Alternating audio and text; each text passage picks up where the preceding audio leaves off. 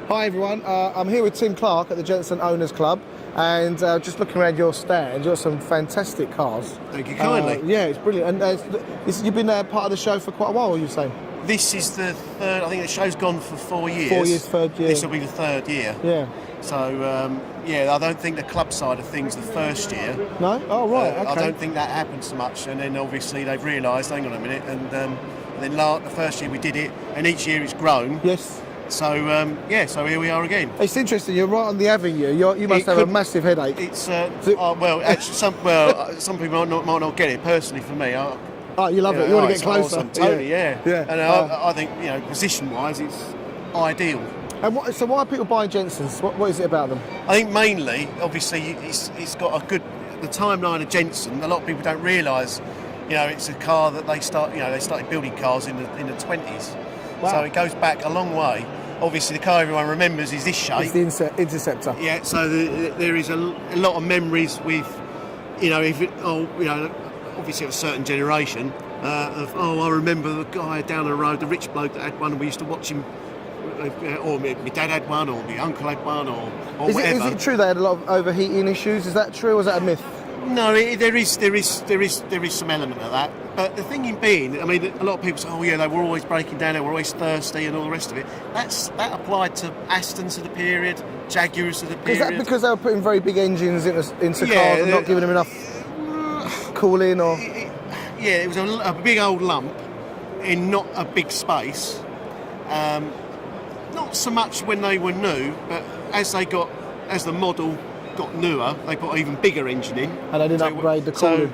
The cooling remained largely sort of the same. So that's if you lived in central London and you sit in traffic, you sit in traffic even in the mid 70s.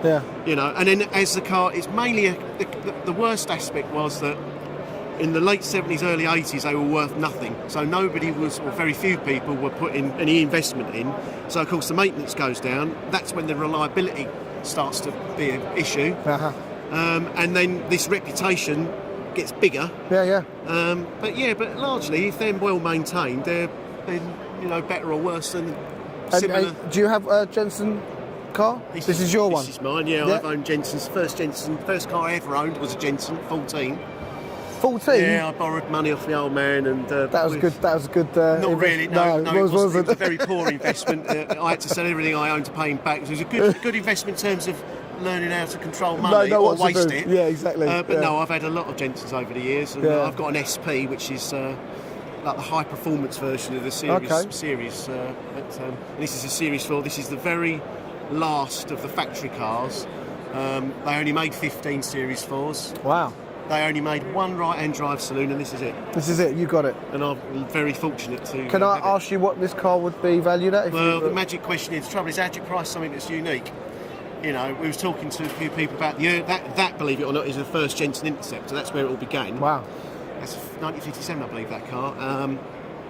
That sold at auction. 2 people wanted it.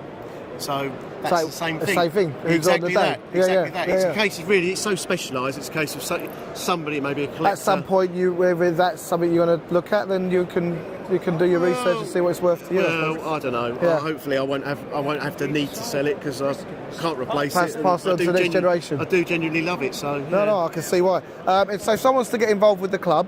Where you're based, how much does it cost to join, what's involved?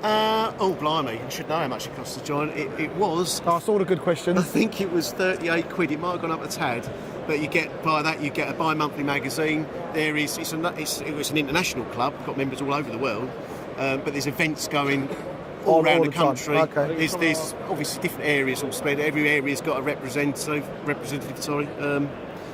So somewhere, wherever you live, there's going to be somewhere and something to do. So how many Jensens do you think are still on the road at the moment in the UK? Oh, blimey, we haven't tough question, that one, isn't it? Well, we haven't got a definitive survivor.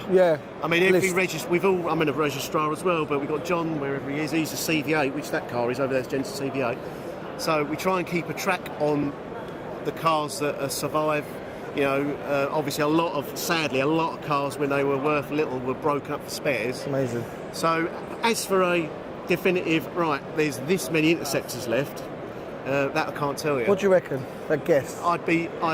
If it was 50%, left. So how many would that be though? Well, they did make a lot of interceptors and related. I mean, of all of the variants from 67 to the last one, it works out to about 5,800. Yeah, so that's half of them are still about. Well, we'd like to think there is at least 50%. Okay. But again, it's difficult to sort of track.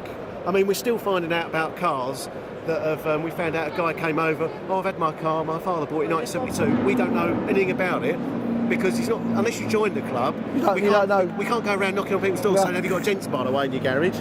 So stalking people on Facebook. So I've tried that. It doesn't go down well. No. Listen, Tim, I really appreciate you speaking with us. It's good to talk to you. If you want to get involved with the Jensen Owners Club, look them up, find out more. Obviously, there'll be links under this video, and we look forward to sharing more information. So thanks. Great. Thanks very much. Brilliant. Cheers. Bye.